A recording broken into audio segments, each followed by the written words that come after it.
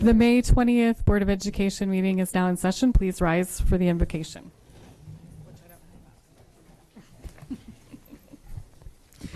O God, we pray to administer that which is just in all educational policies, being ever mindful of your guidance, stir us to action with love, wisdom, and understanding.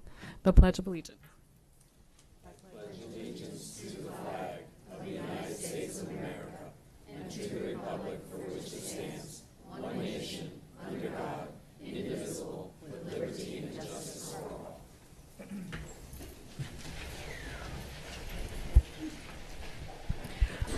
Item 2.03, approval of the minutes. Do I have a motion to approve the minutes? Second. All those in favor? Motion passes 7-0-0. Item 2.04, establish agenda order. The agenda stands as published.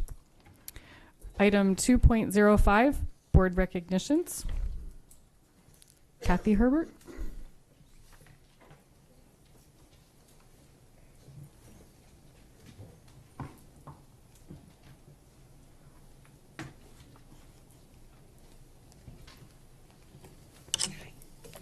Good evening.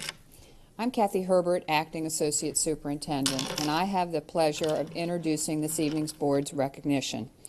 But before I begin, I would like to ask the members of the board and Dr. Olato to please come forward.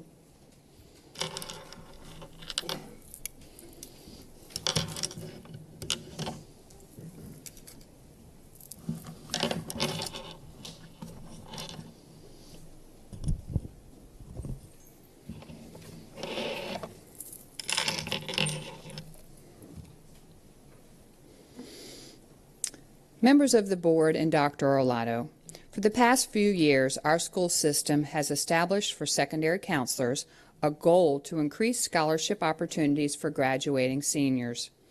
We're pleased to say that scholarship money for Anne Arundel County Public School students increased by $26 million last year over the year before, to over $136 million in offers. Yes, wow. In addition, African American students saw a 10.5% increase in scholarship money. We don't have all the totals for the current school year, but today's honorees will certainly help boost those numbers, and they provide further proof of the outstanding young men and women who are graduating from our schools.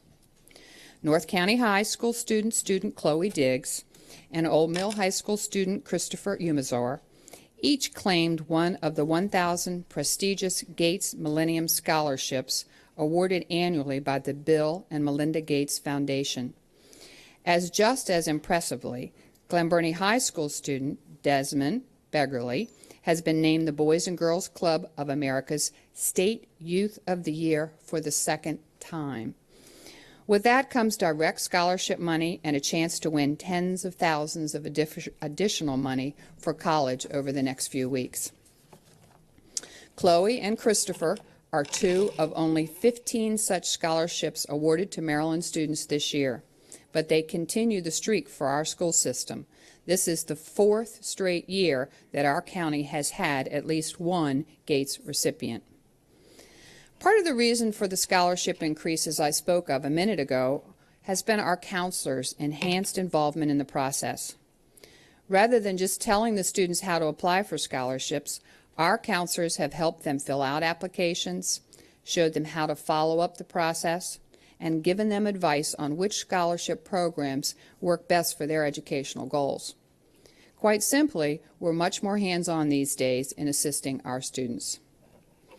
With college tuition costs increasing every year, each dollar we help find in scholarship money is potentially one less dollar needed through college loans, and in many cases, the difference between going to college right out of high school or putting it off to a future date. The three students we are honoring this evening are shining examples of how students and school counselors can team up to create these incredible opportunities. The scholarships earned by Chloe, Desmond, and Christopher come about through hard work and a grueling nomination and interview process. In the end, it was Chloe and Christopher's academic success, leadership qualities, and involvement in extracurricular activities that gained them each a scholarship worth up to $1 million towards their undergraduate, graduate, and postgraduate work. Chloe plans to attend Georgetown University to major in government and possibly environmental science. She wants to eventually earn her doctorate degree. Christopher, who couldn't attend tonight, is undecided on what he will study in college, but he will attend either Princeton, Penn, or Notre Dame. The goal of the Gates Scholarship Program, founded by a $1.6 million grant from Bill and Melinda Gates Foundation, is to promote academic excellence and to provide an opportunity for outstanding minority students with significant financial need to reach their highest potential. Desmond is the salutarian of his class and plans to major in nuclear energy at University of Maryland, College Park. He was also accepted at Princeton and several other universities. He will receive a $5,000 scholarship from being State Youth of the Year and will go on to compete in the regional event August 5th in New York City for a chance to win a $10,000 college scholarship, which is renewable each year for up to $40,000. 5 regional winners will advance to Washington, D.C. in September to compete for the title of National Youth of the Year. The winner will receive an additional scholarship of $25,000, renewable each year of up to $100,000, and will have the opportunity to meet the President at the White House. So we are certain that we will be hearing great things about Chloe, Christopher, and Desmond in the years to come. As Chloe and Desmond come forward, please join me in congratulating these outstanding students on their success and on the outstanding way they represent their high schools and our school system. Yay.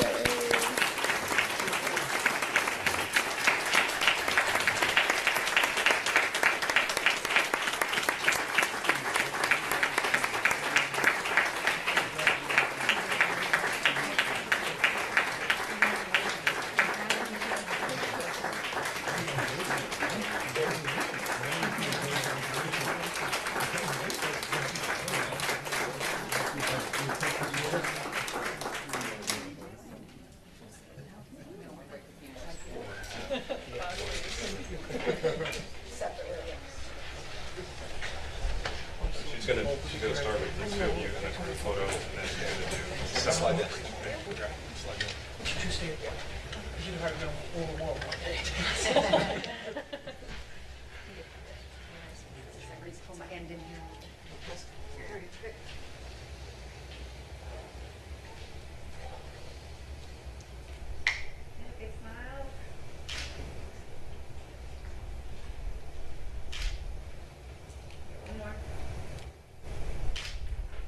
Now we'll do each of you individually, so just.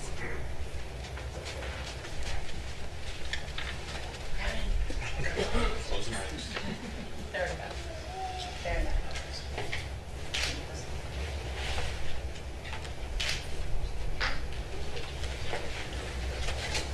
Chloe, right here. Sit over there.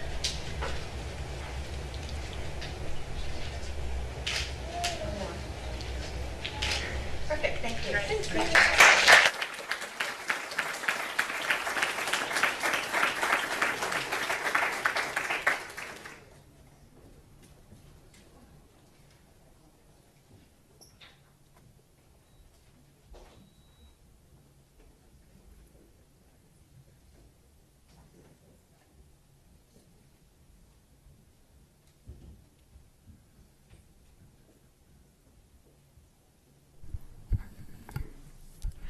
The next item on our agenda is 2.06, School and Community Highlights. Mrs. Nally. Well, this is a busy time of year, and probably, I think, all board members will agree, just exciting time when we get to go to the celebrations and look at all of the accolades that our students and our teachers are receiving.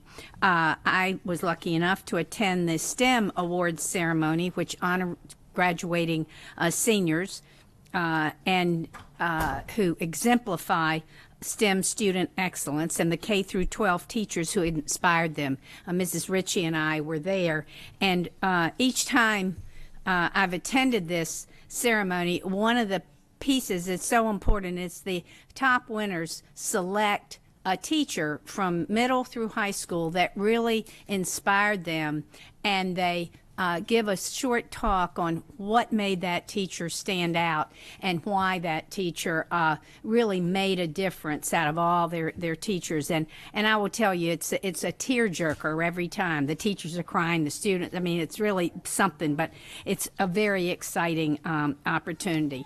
Also, I attended the volunteer recognition tea with other board members, and it's always exciting to see how many volunteers we have and what it means to our county, and it was just a fantastic event. I also went on to Baltimore with Dr. Arlotto and attended the Teacher of the Year recognition from the Teachers of the Year from all over the state. They were recognized at the Maryland State Department of Education, and also went to a luncheon. Our own Jenny Merrill from Severna Park Elementary was recognized, and it was quite wonderful to see the energy and the teachers in that room. So that's the few of the things I've done the last couple of weeks, but I know every board member has been doing the same kind of thing. It's a fun time of year for us. Thank you. Mrs. Ritchie?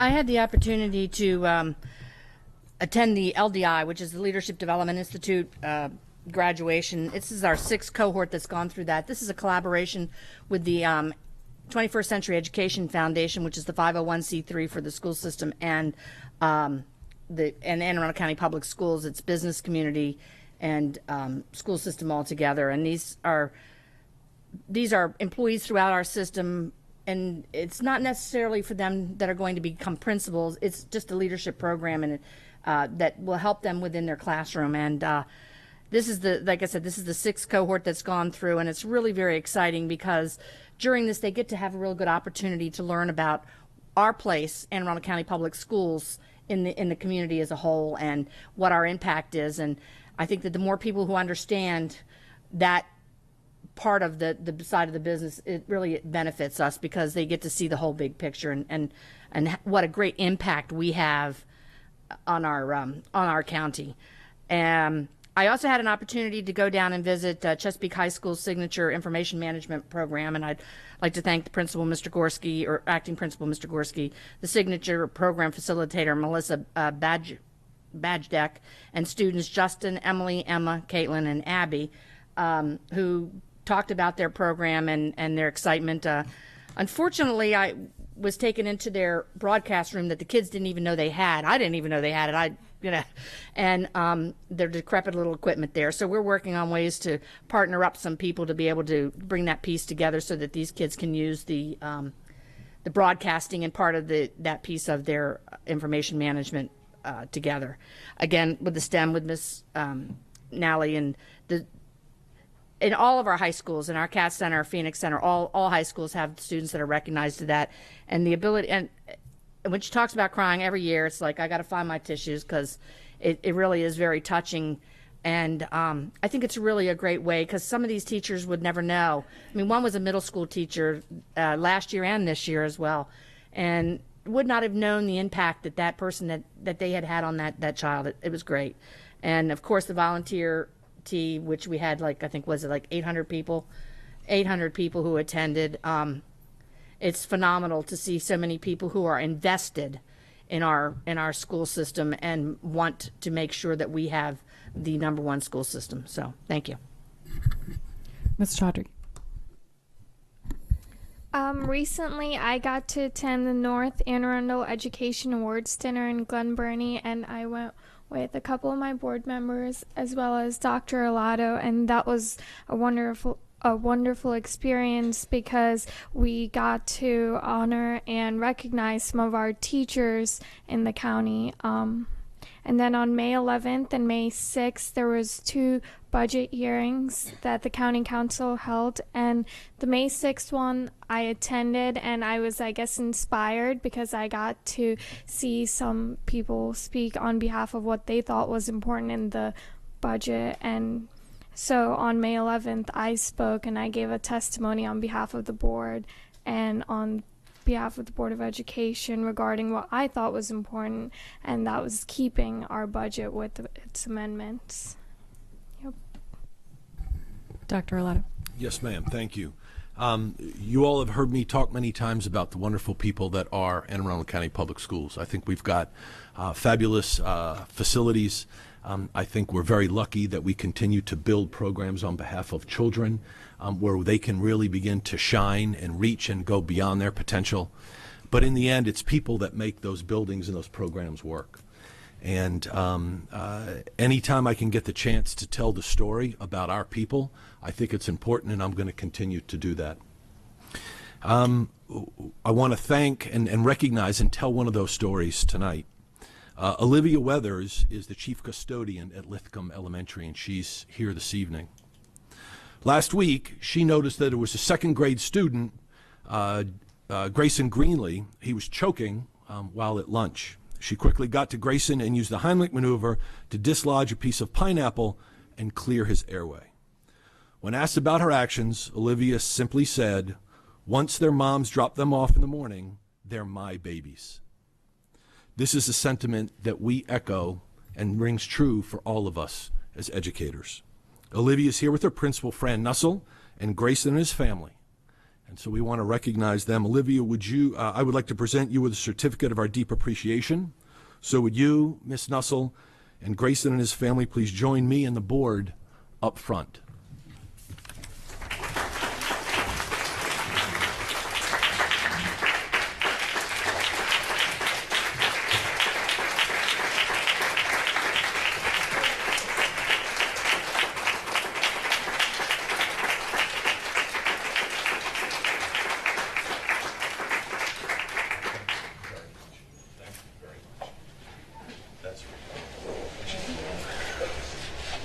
How are you? You're doing well. Awesome. You still eat time? Yes, exactly. We're so glad you're okay. Was it kind of scary? Yeah. Yeah. Thank you so much. Next time they'll probably cut your pineapples just a little smaller. Good job. And you all didn't know about it. And it was all over. Yeah. Great. Scary for him. Great. Very good. Hi. What are you, like in 6th grade now? No? Okay. Good. Well, we're going to stand up here and get a, okay, get a picture. Stand here in the middle.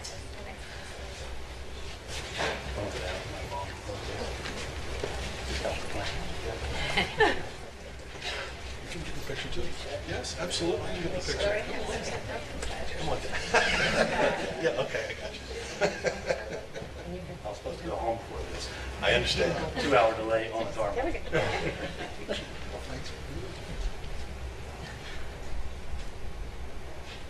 Big smiles, everybody.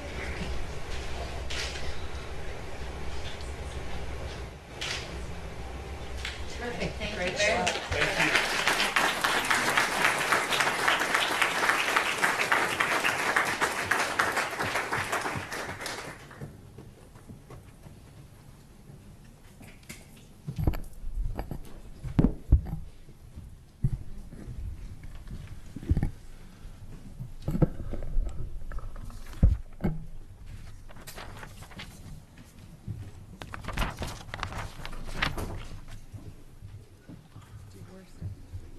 That's it.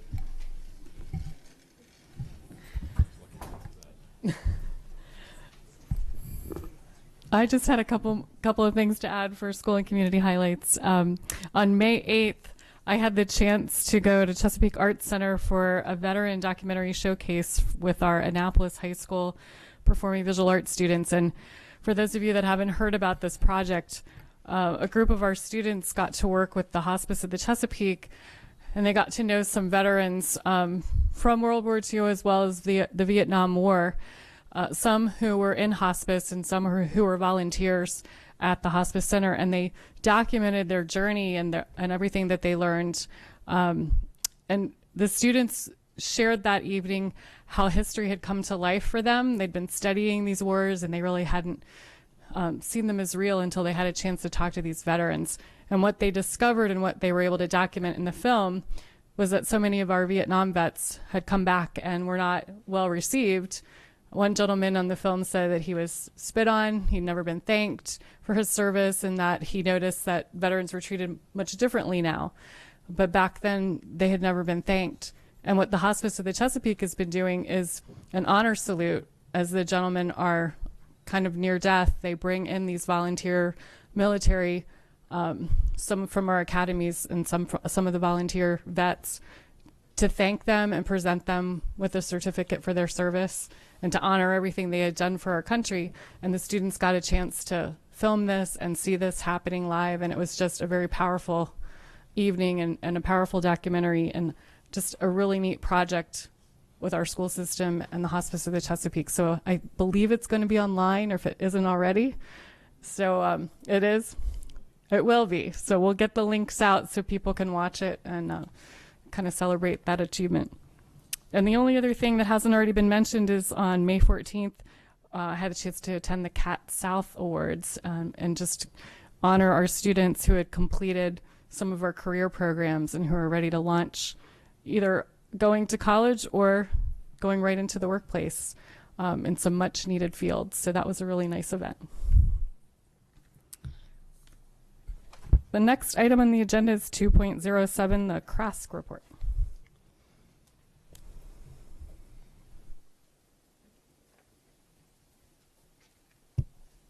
Good evening, President Korblack, Dr. Alato, and members of the board. My name is Molly Fitzpatrick, and I'm a sophomore at Broadneck High School and the secretary of the Chesapeake Regional Association of Student Councils.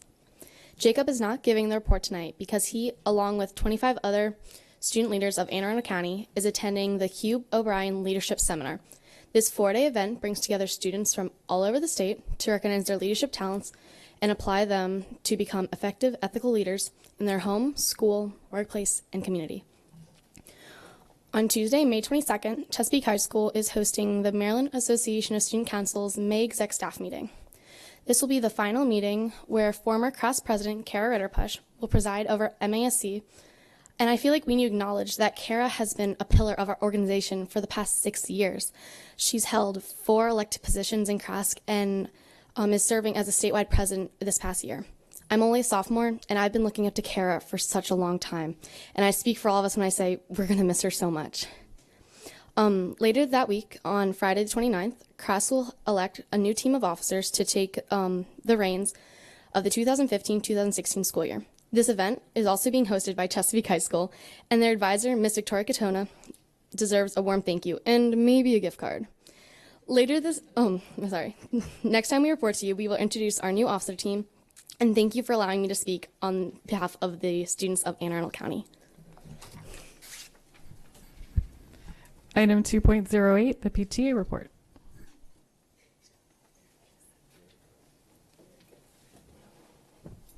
Good evening, President Korbelak, Vice President Nally, Dr. Alato, members of the board. I'm Pam Bukowski, President of the Anne Arundel County Council of PTAs. Our final General membership meeting was held Monday, May 18th at Annapolis High School. The main event consisted of a panel patterned after the Not My Child presentation at AACC in March. Presented by the County Office of Constituent Services, the panel discussion addressed the climbing heroin addiction epidemic which is permeating our county and impacting the youth and families in many of our schools. The panel, facilitated by Nancy Schrum from the County Executive's Office, included a parent, a prevention specialist, mobile crisis team leader, and a member of the Anne Arundel County Police. The month of May is always a busy time for all of us. Spring concerts, art showcases, AP assessments, proms, IB assessments, sports teams engaged in final games or matches, end of the year park assessments, last PTA meetings of the year, HSA assessments, evaluations, ratings, final exams, graduations. Completion of these opportunities provide us with reasons to celebrate, but continue to remind us we must work hard in our collective role as advocate. PTA was represented on the agenda at the County Council public budget hearings, adding to the pleas of other speakers that the County Council fully fund or even feel free to exceed Dr. Alato's budget. Dr. Alato, Ms. Chaudhry, and representatives from AEL, TAC, SAAC, and CRASC spoke eloquently and passionately about examples of excellence in our county schools, staff, programs, buildings, technology, and student achievement, but reminded the councilmen that continued and sustained excellence comes at a cost. Stakeholders ranging from children in the primary grades through high school, parents, teachers, support staff, coordinators, and community partners provided personal testimony, reminding all in attendance that our children and youth deserve a first-class education, which necessitates a strong infrastructure, programs to develop and challenge our 80,000 students, and resources to attract new and retain current, highly effective leaders, professionals, paraprofessionals, and other employees providing support and services. We urge all who value excellence in education to continue to contact members of the Anne Arundel County Council to share your stories, demonstrating that you are willing, just as PTA is, to speak for every child with one voice. And thank you to the Board of Education for this continuing opportunity as PTA to speak for every child with one voice. Thank you. We'll now have the public comment period. Anyone wishing to speak on an item not on today's agenda may offer testimony during this public comment portion of the meeting. Speakers will be allotted 3 minutes each, and the board asks that comments remain civil and appropriate for the various audiences that may be watching or viewing the meeting. Student-specific and personnel matters are confidential and cannot be discussed in this forum. This time is intended for speakers to voice their opinion and not necessarily as a question and answer period. Speakers may pose questions, but answers will be counted toward the 3-minute allotment. For the record, please give your name before speaking, and handouts should be given to the board assistant. I will call those who have completed cards first. We have 5: Robert Silkworth, Diana Peckham, Ben Barrett, Terry Heckler, and Stacy Barrett.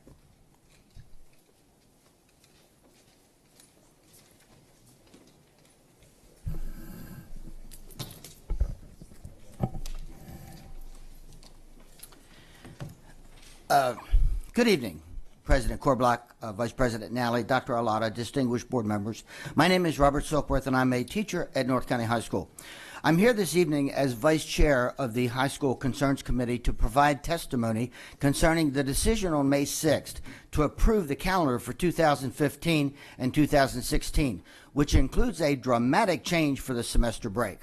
Final exams for the first semester will take place on January 19th through the 22nd. The following Monday has been designated a non-working day for teachers. The semester break will therefore consist of only one teacher workday, Tuesday the 26th.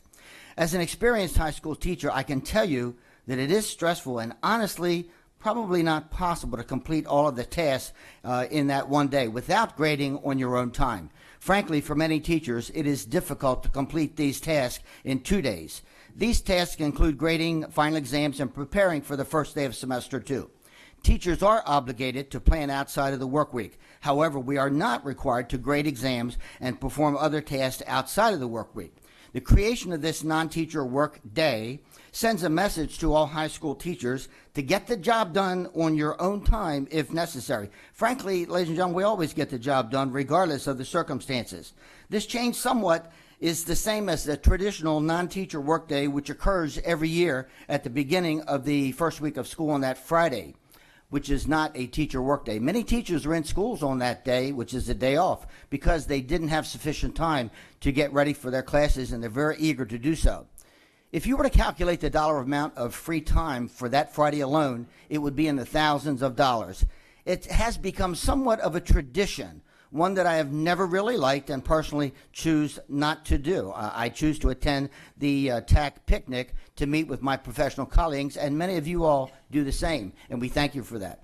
Ladies and gentlemen, I do not want to see a new tradition started as this one-day semester break with a non-student teacher day sandwich between semesters. Many of my colleagues feel that this is unfair because of the workload ramifications, but more importantly, it is unfair to the students we serve. Lesson planning in today's world is much more than it has ever been.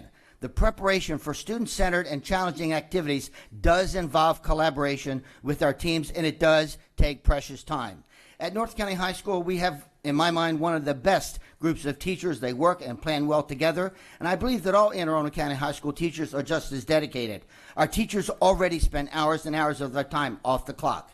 It would be nice to have a 3-day weekend in between semesters. For most of us, that will not happen, ladies and gentlemen, because we're going to do what we have to do to get the job done. As you know, my approach to any issue is always a collaborative one. On this issue, I do now understand some of the rationale behind it. However, I also understand the implications that it surely will have. Ladies and gentlemen, I clearly understand as well the need for parent conferences. That needs to happen and needs to happen right away. I don't have the time this evening to provide recommendations, which I normally do, ladies and gentlemen, and therefore I would like to invite any board member to our next High School Concerns meeting or any other time when we can get together, because working together, I feel confident that we can find solutions to the parent conference issue as well as the issue at hand, the need for 2 days between semesters. Thank you. Good evening, President Korbelak, board members, Dr. Arlotto. My name is Diana Peckham. I'm a teacher of 39 years experience, and I'm the chairperson of the High School Concerns Committee, which I've led for 10 years. In that 10 years' time, we have had multiple discussions about two topics of time and workload. Planning time has long been a concern for elementary teachers, while middle and high school teachers have watched the nibbles of time taken away for duties, programs, professional development, meetings, and more meetings. Those nibbles just became a gigantic bite. Workload has been an issue for many years at all levels of instruction. I know, as a member of more task forces and committees than I can count, including the High School Scheduling Committee, the Academic and Strategic Initiative Task Force, the Teachers Advisory Committee, the Superintendent's Teachers Advisory Committee, the Planning Time Task Force, and negotiations over multiple years, I have heard and I have offered data and pleas for lessening the demands on teacher time. I have heard your responses and repeated acknowledgments that something needs to be done to address this, but nothing has been done. Only more plans, initiatives, and programs have been piled on the plates of teachers at all levels. Teachers have considered the implementation and consequences of your vote to support the calendar change. Teachers are concerned because how can they possibly schedule parent conferences for their student caseload into a 7.5-hour school day? Data from across several schools in various content areas says that most high school teachers are carrying caseloads of 160 to 200 students. I have 208 this semester. That's a drop from the 210 I had last semester. There is no way to schedule a meeting of more than 2.8 minutes per parent, not allowing for transition times. And even if only a third of those parents showed, it would still allow no more than a 9.5-minute meeting. High schools have parent conferences all the time. I've had meetings at 6:45 a.m., in the middle of the day during my planning period, and at the end of the day at 3:30 to accommodate parents. We have email, phone calls, and guidance contacts. Parents can reach us whenever they want. You voted to give teachers 1 day to do the following: grade final papers and make up work from the marking period and semester, grade final exams with their required essays and benchmarks with their 1 or 2 essays, enter all grades into Power Teacher and scan benchmarks, finalize grades and exams, print out the grade sheets for administration, complete makeup exams for absentee students who now only have 1 day to make up those grades, grade, scan, record, change grade forms and enter those to administration. Collaborate with fellow teachers for new semester courses. Collect all the textbooks and complete the obligation forms for the main office. Get textbooks for next semester. Write, revise syllabi and lessons for the first days of class. Print off all the needed forms and lessons on printers that are less than 70% reliable, with multiple staff all doing the same thing at the same time. And that's to say nothing of the additional requirements that special ed teachers have for revisions, explorations, goal assessment evaluations, sign-off from co-teachers, DCs, and facilitators, printing out their IEPs and mailings. It is impossible to build and retain a system of greatness that has a revolving door of educators who realize that their pleas for more planning time, fewer meetings will continue to be ignored, that the pile of workload will only continue to grow and grow. They will realize that their lives have a personal dimension which should be respected and kept healthy, that their marriages and their own children are worth as much as the students in the classroom. Thank you. Hello, my name is Ben Barrett, and I am the current Student Government Association President for Chesapeake Bay Middle School. I would like to start by thanking the board for their time this evening. The issue that I would like to present to the board today is the issue of the open classroom environment at Chesapeake Bay Middle School. I am aware that there is a countywide initiative for enclosing schools with open space environments. Further, my understanding is that there is currently no date for these renovations for CBMS. While I have attended Chesapeake Bay Middle School, I have watched as renovations were made to Bodkin Elementary, an already beautiful school located down the hill from our facility. I witnessed renovations to Chesapeake High School just next to us. Additionally, we have housed students from other schools as their facilities were renovated, yet our school remains forgotten. I have been bothered by the state of despair at my school for the 3 years that I have attended. I have heard from numerous others that they were also more than bothered by the current situation. Having discussed this with the school administration, we determined that we would have an opportunity to bring the issue before the board today. In order to illustrate the true level of frustration with this issue in the community, I conducted a survey. I sent an online survey out to my middle school and the elementary schools that feed into the middle school. The survey has only been up for a week. In this brief time, the preliminary results are conclusive.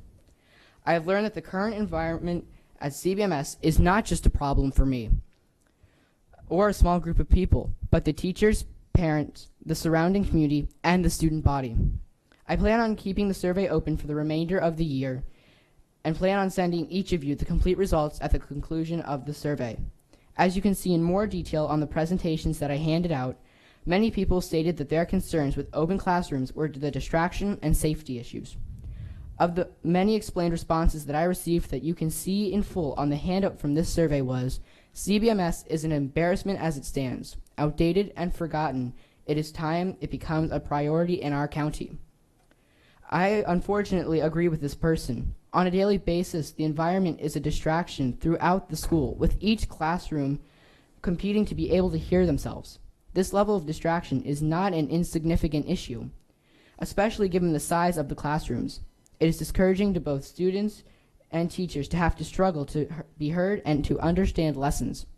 Less of a daily issue, but equally concerning, is the significant safety concern.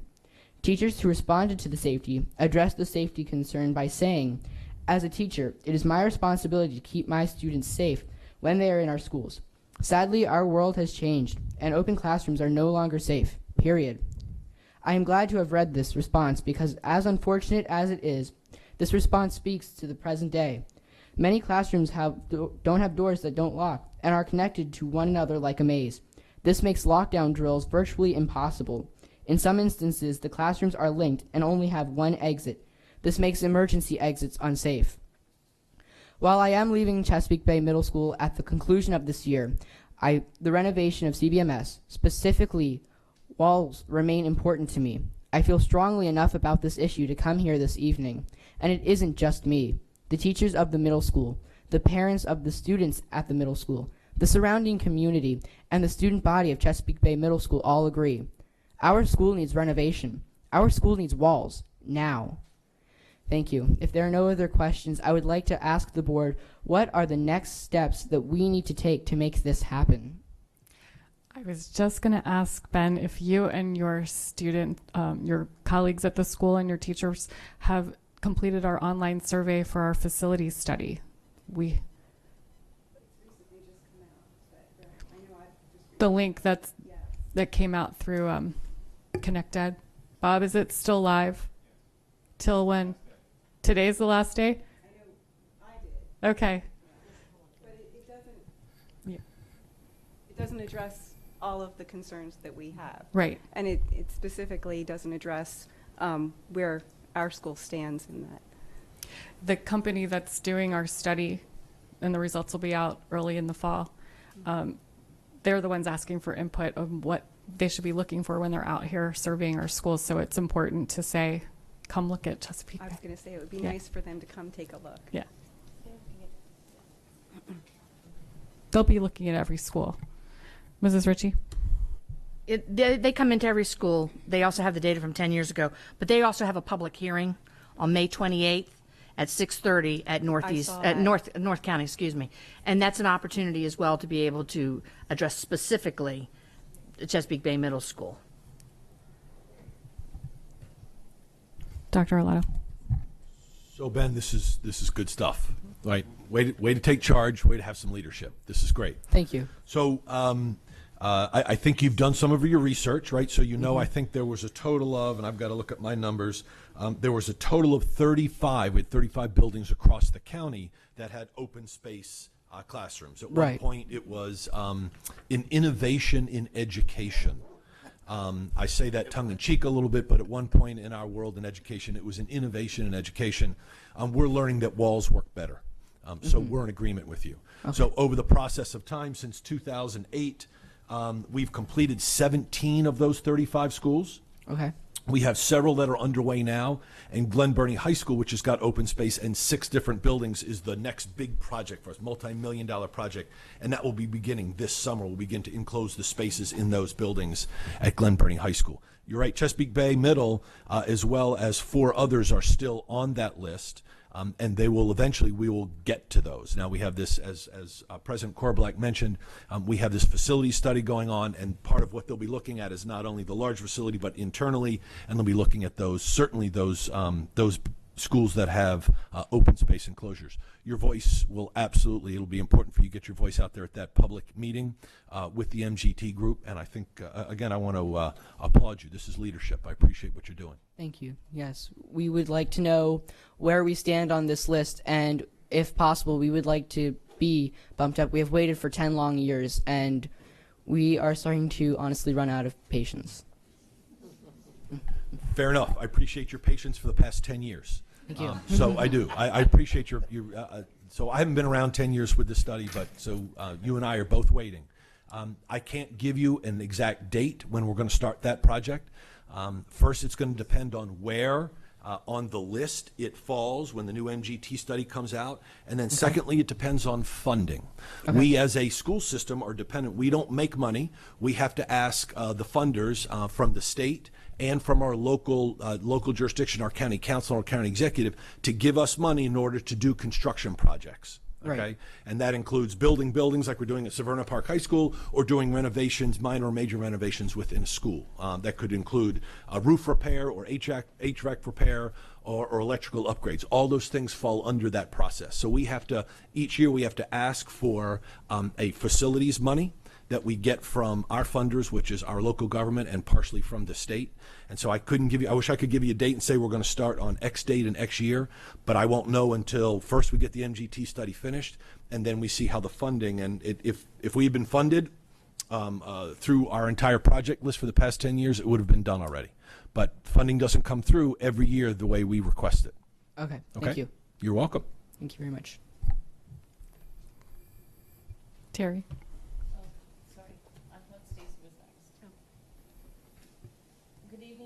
Terry Heckler. I am a parent, advocate, former student of Chesapeake Bay Middle School, formerly 2 schools, Bayview and Windmill. I attended Bayview. I hold here today a yearbook from 1978 when I attended. Yes, that was 37 years ago. In this book, it holds pictures of classrooms that are the same today. There are no changes. It's really sad. I'd like to know why. Our school is in need of walls for our classrooms. Our students come from closed classrooms in elementary schools to a middle school that not only is going to be a challenge for them, but a change to have classrooms without walls. This is inconsistent for students learning and a huge distraction for them. The noise level in the school during classroom teaching is very difficult for anyone to concentrate. Not only will they have to get used to this for 3 years, but then they will leave to attend Chesapeake High to find that they have walls. Again, another change, and now a challenge to go back to learning with walls. How confusing is this? Our middle school always seems to fall through the crack. Please consider this request to keep our children at Chesapeake Bay Middle in the best learning environment they could benefit from. Keep the consistency in our schools, which I know you would want for your children. Thank you. Hi, my name is Stacy Barrett. I'm here to support Ben. So we've been talking about funding for the schools, and we've heard a little bit about the renovation funding. I've been reading a lot about early education and the funding that's gone into renovations or additions for early education in Anne Arundel County Public Schools. And there's a lot of evidence to support the importance of early education. There are also multiple studies that provide evidence that middle school determines the success or failure of a student's education. That is, middle school is the make it or break it time. Our middle school, Chesapeake Bay Middle School, is in shambles. At best, it's an unsafe and distracting environment. Anne Arundel County Public Schools is mandated to serve the students who are already in our school system. I ask, how can we vow to serve more students, that is, take on pre-K and other students, when we are not even appropriately serving those who are already in our system?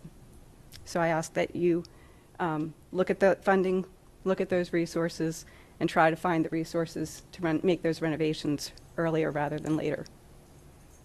Thank you. Thank you all. I don't have any additional completed cards. Is there anyone else who wishes to address the board at this time?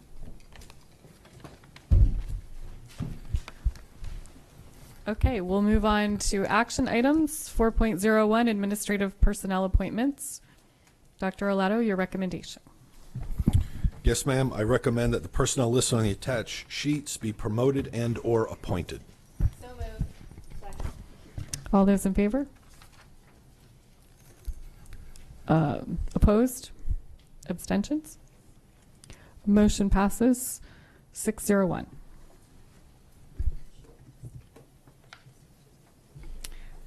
Item 4.02 is an information item. Policy use of personal electronic communication devices by students, JCO. This is a second reading for this policy, and there were no public comments after being posted on the website for 30 days. That's correct. Are there any board comments or questions? Mrs. Ritchie?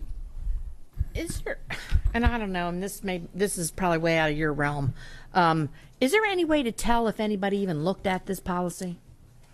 I mean, maybe there's people that are looking at it and go, I mean, I can't believe that nobody would have any kind of comment when we're talking about electronic devices in schools. You know, I mean, so is there any way to find out if anybody's even looked at the policy? I don't think, and I don't you are think so. correct, this is out of my Yeah, realm. no. I do not think that there's a way to track, you know, if anyone even clicked on the website where it's posted to see it. I don't have a good answer for you. I Well, don't know because how that's very disappointing to me. You know, as somebody who has worked really hard to encourage people to pay attention to policies, as people who've been on the policy committee, you know, and things like that. And I know we eventually vet this through, like the CAC and the PTAs and stuff. But the thing is that nobody seems to be concerned that how we're going to use these, or, you know, I mean, of all these 80,000 students, it's just baffling and kind of very disappointing is really what it is. Is there any public comment on this item? Okay. Item 4.03 is also an information item, policy DBK, classification of fund balances. And this is a second reading for this policy, and there were no public comments for this one either. Correct. Any board questions or comments? Any? Okay. Any public comment? All right. I guess we're done with policy. Item 4.04 is an information to action item. Do I have a motion to move this from information to action? So moved. Second. All those in favor? We now have an action item. Dr. Olato, your recommendation. Yes, ma'am. I recommend the approval of the Odenton Elementary School third-party project playground equipment. Second. Are there any board comments or questions? Mrs. Birch? I would just like to commend the Odenton Elementary School community for all of the hard work that they have done to raise this money. I know all my colleagues agree that we wish that our PTAs did not have to do this, but since our funders repeatedly have told us that they will not fund replacement playgrounds at elementary schools, unfortunately it falls upon the school communities to raise money to do things like this. I know that the community has worked very hard to raise this money, and I just want to tell you all that you've done a fabulous job, and we're very proud and grateful for everything that you've done. Is there any public comment? All right, all those in favor? Oh, could you tell us? Lisa Seaman Crawford, Director of Facilities. Tracy Ahern, Principal at Odenton Elementary. And Brian Patrick, President of the PTA at Odenton Elementary. Thank you, guys. All those in favor? Motion passes 7-0-0. Thank you.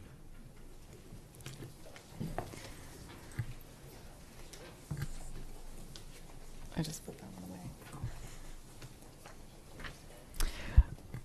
Item 4.05, fourth quarter fund transfer. This is an information to action item. Do I have a motion to move this from information to action? All those in favor? We now have an action item. Dr. Arlato, your recommendation. Yes, ma'am. I recommend the approval of the fourth quarter fund transfer for fiscal year 2015 operating budget to be submitted to the county government. Do we have a brief presentation? Yes, ma'am. Thank you. For the record, Alex Checkno, Chief Operating Officer, here to bring item 4.05, which is before you for both information and action.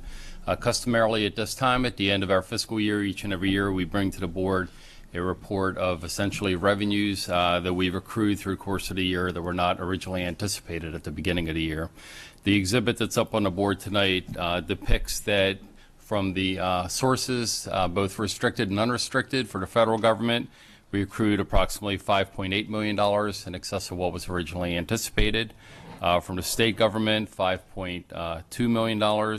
From local sources, $198,000. There was a $3.2 million decrease in restricted revenues, primarily associated with our health care. So the net effect, inclusive of $200,000 for food and nutrition services, is $8.3 million.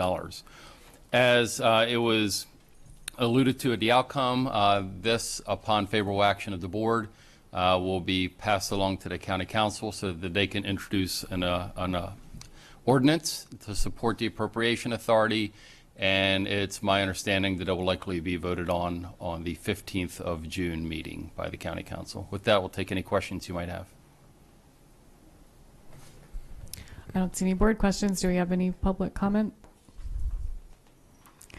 All right, all those in favor? Motion passes 7-0-0. Item 5.01 is a review item, the strategic plan update on community engagement.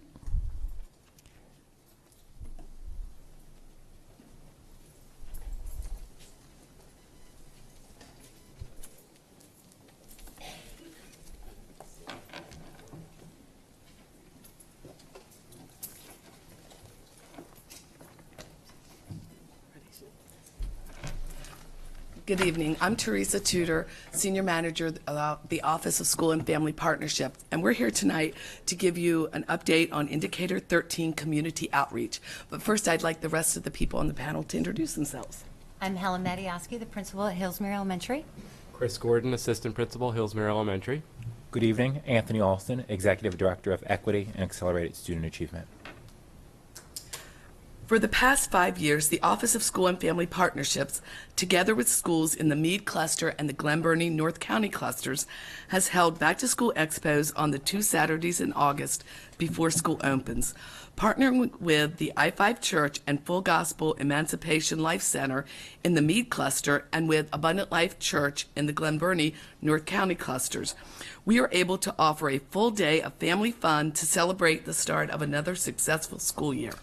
Students receive a starter kit of school supplies and are able to meet and chat with their principals and other staff members who are on hand to welcome them back to school.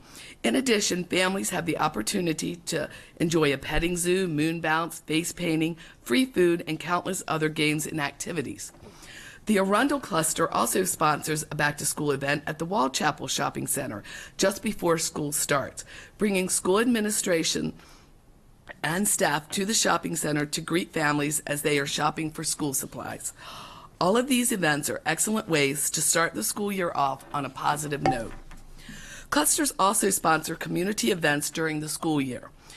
Here are just a few examples. The Northeast Community Celebration was held this past November at the brand new Riviera Beach McDonald's. The store had recently been torn down and rebuilt. Cluster principals felt it was important to hold the event there as a way of communicating how much they appreciated the support they have always received from local businesses and community organizations. Additionally, the event provided a means for Northeast principals to greet families and provide them with information about the schools. The Chesapeake Cluster has held a health and safety fair at Chesapeake High School for a number of years and has always counted it as a successful way to unite the entire community around the issue of wellness. It has become so popular that this year they are joining with one of their partners, Friends of Downs Park, and will be holding the event there at Downs Park. Each school in the cluster will be sponsoring a table on themes such as green schools, environmental awareness, and fitness and health. It promises to be a fun day for the whole family. So if you are free, please join them on Saturday, June 6th from 12 to 4 at Downs Park. Literacy, and specifically early literacy, are priorities for individual schools, for clusters, and for central office departments, each providing a variety of events to encourage reading for youngsters and provide guidance for families who wish to support a love of reading in their children. Many elementary schools welcome preschoolers into the school environment for Toddler Tuesdays, held weekly. The little ones and their families become familiar with the school library and classrooms, with the staff members, and with academics designed for them. Toddlers engage in math and reading activities, and their parents are able to learn strategies to practice at home to help foster and develop the love of reading with the materials that they are provided. In addition, the Office of Equity and Accelerated Student Achievement, in partnership with Anne Arundel County Public Libraries, has hosted Read With Me events to invite families into the library where children can listen to stories being read to them, acquire a library card, and leave with prizes. These events allow families to learn about the many opportunities outside the classroom to support reading in the libraries with something engaging for every family member. While these events are held at schools and public libraries, many schools take reading directly into their neighborhoods. Helen Matioski, the principal at Hillsmere Elementary, provides opportunities in the community center itself. Our journey to building our school family started during the summer. We made visits to 4 different neighborhoods, bringing treats for the children and a little excitement for the upcoming school year. We do these meets and greets to set the tone and create a positive fever for the upcoming school year. We also tried to close the gap from the schoolhouse to our Hornets house by going into the Robinwood Community Center by conducting parent-teacher conferences, holding literacy afternoon reads with our future Hornets, as well as hosting 3 chat and chews with families. We jumped rope, chatted with parents and families, as well as played a bit of basketball. Families seem to appreciate the outreach and building relationships with the school staff members in their own community and outside on the basketball court. As you know, the number of international families in Anne Arundel County Public Schools has increased greatly in the past few years. They bring tremendous strengths to their schools and are eager to become part of the school life and to see their children succeed. Many schools are reaching out to their immigrant families to provide a welcoming environment to celebrate their cultures and to inform them about academic expectations and resources available to them. Several schools sponsors a Noche Latino or Hispanic night where community groups are invited to display resources and talk with families who attend. Often many workshops are also held on these evenings to let families know how they can best support their children academically, socially, and emotionally. Some families have also started hosting events in their homes to encourage families who are new to this country to get to meet other families with similar experiences and cultures. Other outreach events this year have included an evening for African families held at a Nigerian church in Odenton, a resource fair for Muslim families held at a mosque in Gambrels, a kindergarten readiness workshop held at a Korean church in Hanover, a Vietnamese parent night at Hebron Harmon Elementary, and a forum for international families at Meade High School. Schools tailor these events to the needs of their families, but their purpose is the same: to welcome all families to their school and provide the support they need to ensure that their children are successful. We thank you for this opportunity to share a few examples of the ways in which our schools are reaching out to the communities they serve, and we'll be happy to answer any questions that you may have for us at this time. Mrs. Ritchie? Thank you. And I've been privileged to be able to attend a lot of some of these events and stuff, and they are very well received. And the parents and the students are extremely happy when they get to go and meet their teachers. And then some of the kids who, in some of our challenging neighborhoods and areas, they change schools sometimes, but they're able to come back into the same thing and be able to see some of their other principals and school personnel. So it's always very exciting. It's always exciting to see the partners that are involved with that as well. And it's a true collaborative effort on part of the community and the school system and our community partners, such as Department of Social Services and terms like that with the backpacks and all. And I'm hoping, because there were many schools that were not answered, many clusters that were not mentioned in this piece right here. So I'm hoping that they're doing some stuff they just maybe forgot to tell you all. So hopefully they'll remember to tell us. No, they told us. They're doing it. We just didn't have the time to tell you what No. every one of them's doing. Well, and I guess They are maybe doing because see, I keep seeing the same ones pop up, and so I don't necessarily always get to other areas. I mean, I try, but sometimes I like to sleep in on Saturday. I'm sorry, but that's just that's the reality of life there. So, and so it's nice to know what's happening in some other areas, and maybe we can just send it to us like an email or something. Let us just know what's happening in some of the other clusters as well. And thank you. Oh, and one question. You did mention the one at Chesapeake. I happen to live close to that. Do you know what time it starts? Did they mention that by any chance? I think it's like 10 or probably or something like that. 12 to 4. Oh, 12 to 4? Oh, good. I get to sleep there. I put the wrong time on here. I'd have been there 2 hours early. Okay, thank you very much. Is there any public comment? Thank you all for coming. Thank you. The next review item is 5.02, the Tyler Heights Elementary School changes for the 2015-16 school year.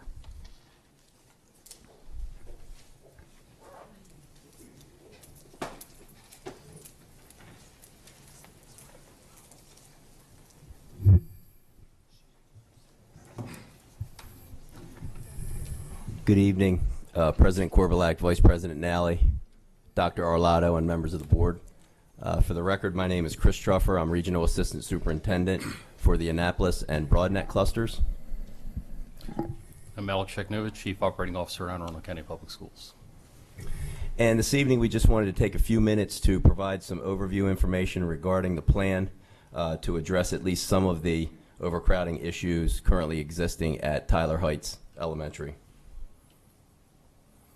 As you know, currently Tyler Heights has a state-rated capacity of 442 students.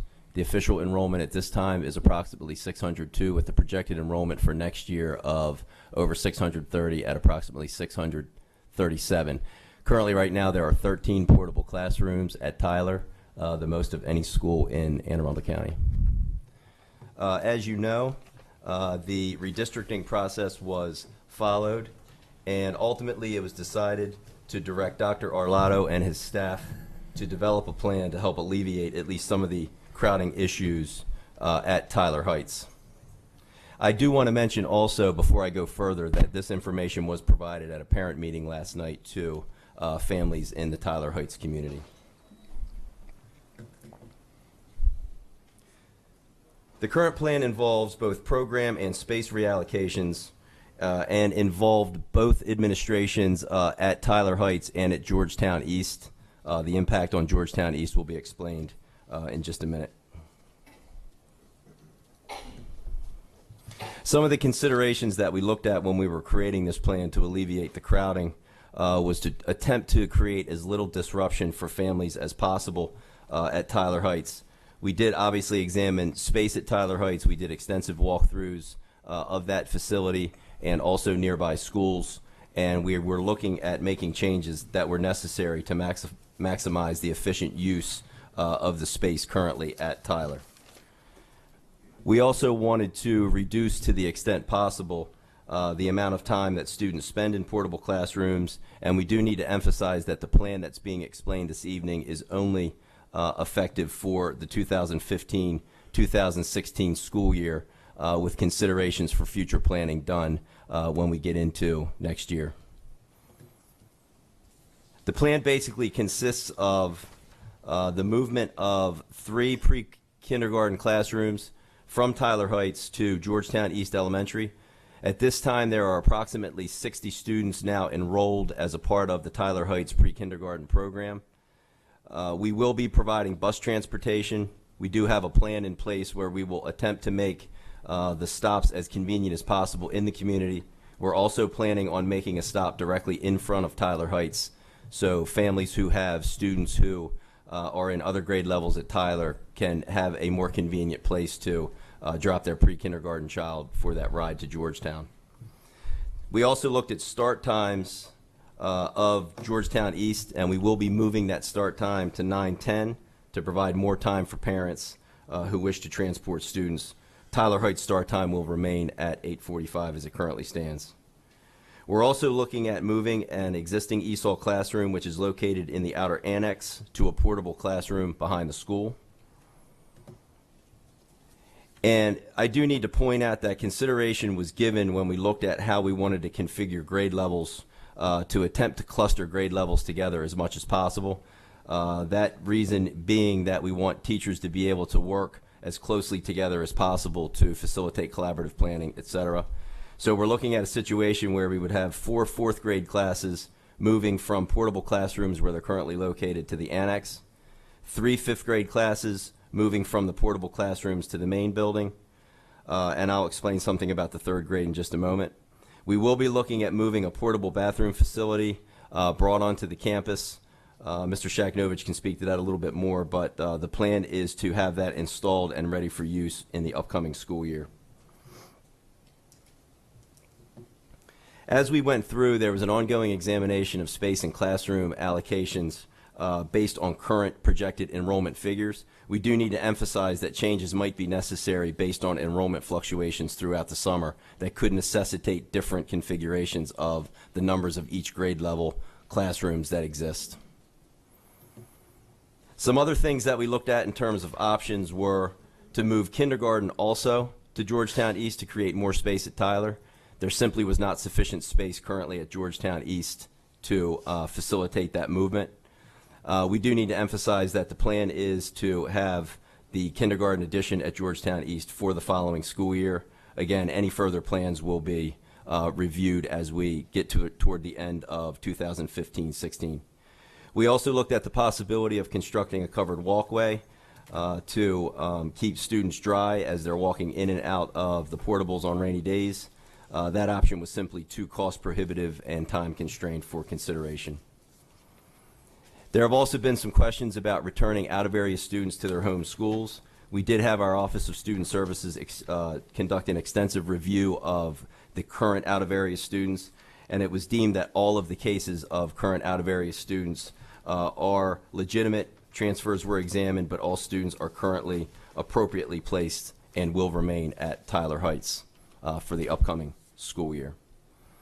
At this time, we are open to taking any questions that you might have regarding any aspects of the plan, either myself or Mr. Shaknovich.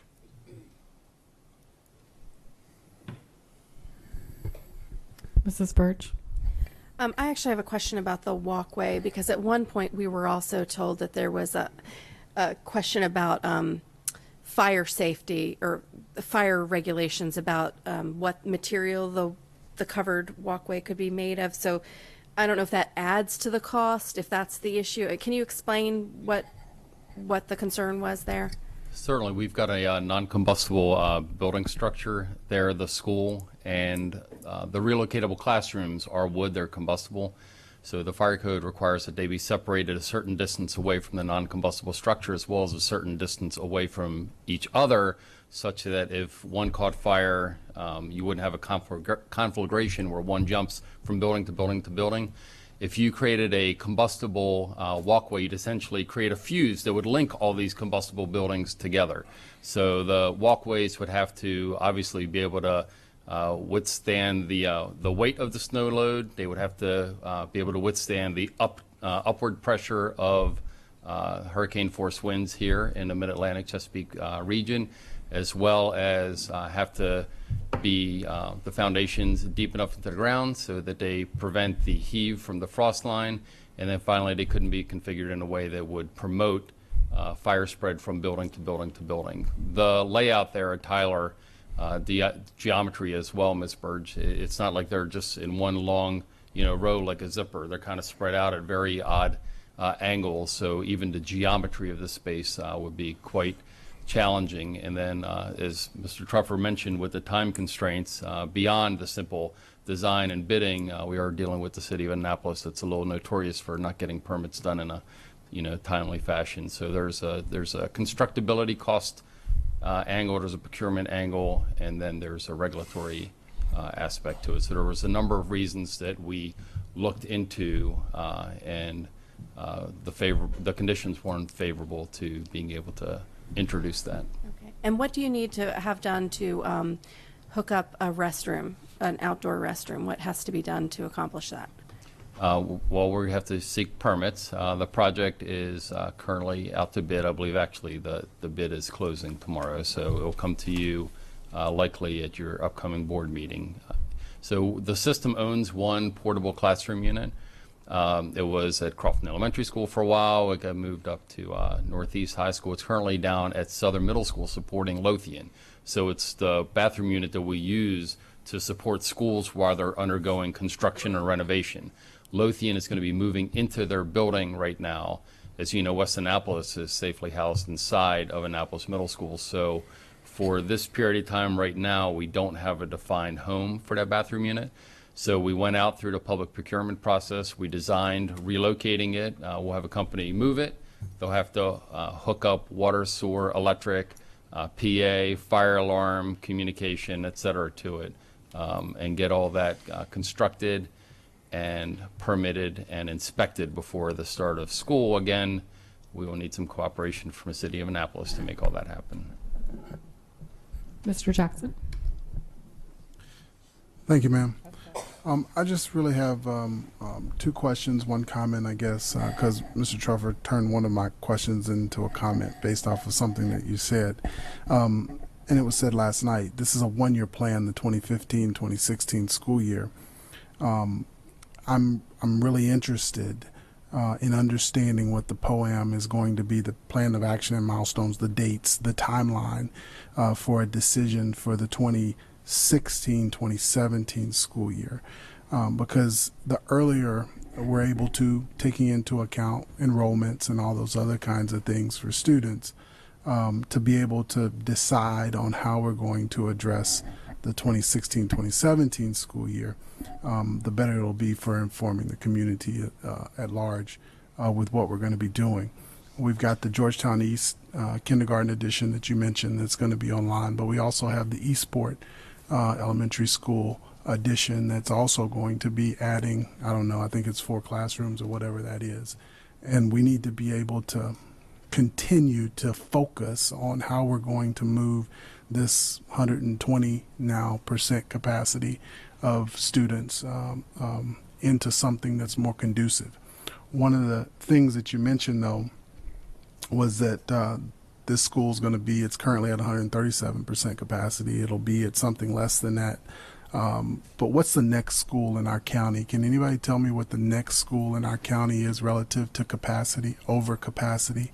The closest next school? We can get you that. Actually, the Education Facility Master Plan that comes to you at the very next meeting will detail out all 79 elementary schools in rank order. So you'll have that data as an action item for you at your very next meeting.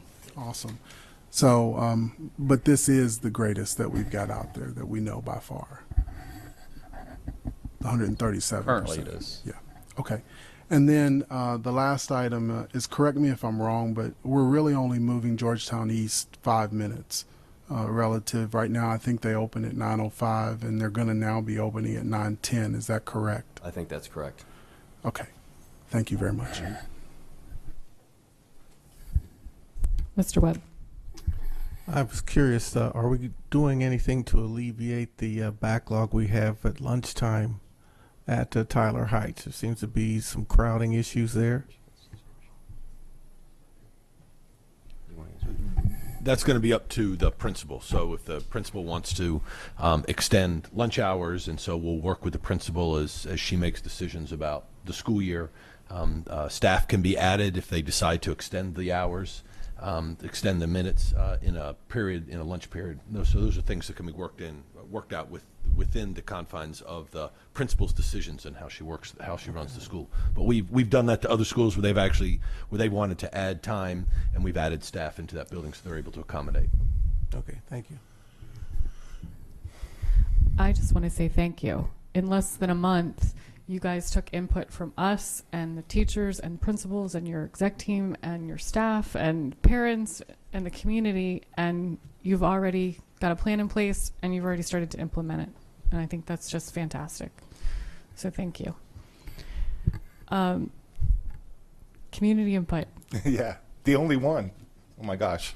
I want to thank the professionals too. Mr. Truffer, everybody, Bob Mosher. I mean, it's amazing. And Mr. Alato and you, Ms. Korblack, and Kevin Jackson and Salon Webb for coming last night to Tyler Heights. It was a good meeting. I thought it was a good meeting. And I really appreciated how hard Dr. Alato worked and all the professionals worked on the plan about, moving the 60 kids over to the preschool kids over. I'm Tom Boynton. I'm sorry. Tom Boynton, parent from Tyler Heights. Moving all the kids, the 60 preschool kids over to Georgetown, and being respectful that, certain parents are, walk their kids down to Tyler Heights. There should be a bus stop in front of Tyler Heights because maybe they got two kids going in two different places. I was totally on board with that. But if you look at the professionals' numbers, Tyler Heights next year is going to be at 637. I mean, that's the public schools numbers. And you take away 60 kids, that's still 577 kids. The state rated capacity is 442. And to answer your question about which is the next most crowded school, it's Edgewater at 120%. If you look at the numbers and you do the math, Tyler Heights goes from 137% of capacity this year to 131% of capacity next year. I mean, it's something. It's not the greatest. And Dr. Arlato apologized last night, and I really appreciate it. So this is not the best thing. It's what he could do at the time. So, at the end of the day, we're still going to have the most overcrowded school in the county. I mean, that's just the facts. And the whole idea of, I just wanted to say this about, the symptoms of overcrowding are portables, kids missing lunches or shorter lunches. So to me, we're kind of treating the symptoms of overcrowding by bringing in a big bathroom unit and stuff like that. We are dealing with overcrowding as much as we can, given what we've been given, but the school's still going to be overcrowded. So a lot of respect was paid to the parents who still want to walk down the hill and go to Tyler Heights, and God bless them. If they want to keep doing that's fine. There's a handful of parents, myself included, even though I love the school, I can see that the school's getting a little overcrowded. Oh, not getting overcrowded. I can see the strain on the teachers. I can see the strain on the administrators. I don't want to find out in 5 or 4 years when my kid goes to middle school, even though she's a straight A student now, that, a teacher comes and goes, oh, she's 6 months behind in math because I thought the school was okay. Everything was copacetic. I mean, they're only human. They can only do so much. So I asked Dr. Arlyle last night, can we have a limited self-redistricting of people? I'll just be another minute. I'll wrap it up quick. A limited self-redistricting, even if it's the third graders who are outside in the portables, ask those parents, if you want to put your kid in another school, we'll consider it, just because the school's overcrowded. Dr. Arlato explained that, it's a hardship thing, and under the legal parameters of hardship, as you guys define it, it wasn't part of it. That other schools were going to go, like Edgewater, would go, oh, we're 120% over capacity. Why can't we move? Didn't we all recognize at the top of this that this school was exceptionally overcrowded, crazily overcrowded? That's why we did the redistricting committee. The hardship was the overcrowding. So if you have a handful of parents who want to move the kids out, Maybe you get four portable classrooms instead of 5 next year for 3rd grade. You could target it just for the 3rd grade people. It's a matter of political will. I know you don't want to tell the people at Edgewater that they can't move their kids. I understand the political implications of that. But Tyler Heights is still going to be exceptionally overcrowded next year. I'll wrap it up. Yeah. Thanks, Tom. All right. But just one last thing. Imagine, other than Dr. Arlotto, how many times I've been in front of you guys, you people, the board. All my politicking, advocating, cajoling, testifying, losing sleep, gets my daughter, who's going to be in 3rd grade next year at Tyler Heights, out in a portable. Imagine how that feels. Everything you guys told me to do.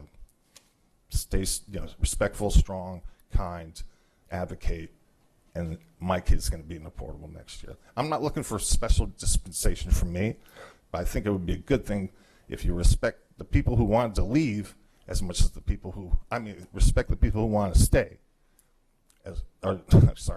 Respect the people who want to leave a bit as much as you want to respect the people who want to stay. Thank you very much. Is there any other public comment on this item? Okay, thank you. The last items are consent items. Award of contracts. Do I have a motion to bundle 6.01 through 6.03 and move them from information to action?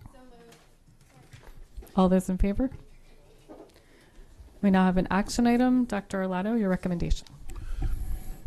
Yes, ma'am. I recommend that contracts as listed on the agenda 6.01, 6.02, and 6.03 be awarded. All those in favor? Motion passes 7-0-0. I just have a couple of announcements before we go back into closed session. The next Board of Education meeting is Wednesday, June 3rd at 10 a.m. The next Board Policy Committee meeting is Wednesday, June 10th at 8:30 a.m. And the next Board Budget Committee meeting is Wednesday, June 10th at 12:30 p.m. in Conference Room 2A. Mrs. Nally. I'd like to move that we go into closed session to consult with counsel to obtain legal advice on a legal matter. Favor? We're now in closed session and this meeting's adjourned. Thank you.